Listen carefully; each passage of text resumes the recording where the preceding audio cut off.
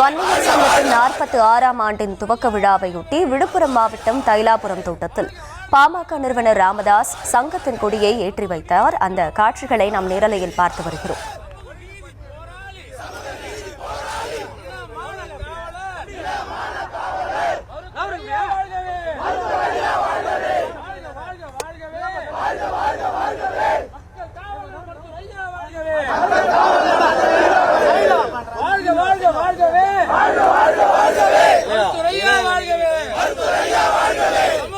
கூடுதல் விவரங்களை செய்தியாளர் கிருஷ்ணா வழங்க கேட்கலாம். கிருஷ்ணா, வணக்கம். விவரங்கள்.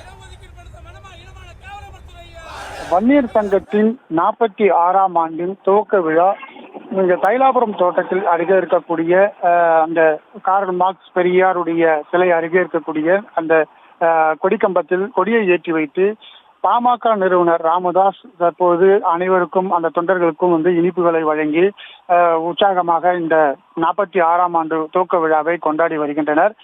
இந்த நிகழ்ச்சியில் வன்னியர் சங்க மற்றும் பாட்டாளி மக்கள் கட்சியின் நிர்வாகிகள் மற்றும் தொண்டர்கள் இதில் கலந்து கொண்டனர்.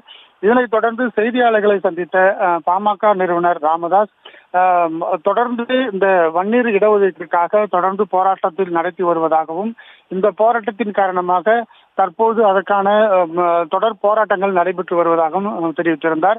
அதே போல விழுப்புரத்தில் நடைபெறக்கூடிய இந்த வன்னியர் சங்கத்தினுடைய போராட்டத்திற்கு அவர் யார் நடத்தினாலும் வாழ்த்துக்கள் என்றும் அவர் தெரிவித்திருக்கிறார்.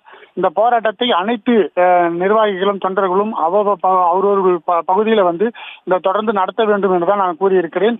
இந்த போராட்டத்தில் விழுப்புரத்தில் நடைபெறக்கூடிய இந்த போராட்டத்திற்கு நான் செல்ல மாட்டேன் என்றும் அந்த போராட்டம் வெற்றி பெற வாழ்த்துக்கள் என்றும் அவர் தெரிவித்திருக்கிறார்.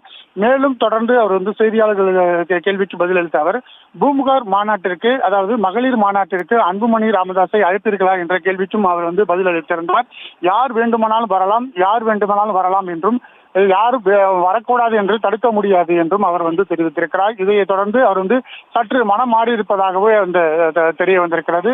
இந்த வன்னியர் சங்க மாநாட்டு, இந்த வன்னியர் சங்கத்தின் 46வது ஆண்டு துவக்க விழாவில் பாமக நிறுவனர் ராமதாஸ் கொடியேற்றி வைத்து தற்போது தொண்டர்களுக்கு இனிப்பு வழங்கி இப்ப கொண்டாடி வருகிறார். விவரங்களுக்கு நன்றி கிருஷ்ணா.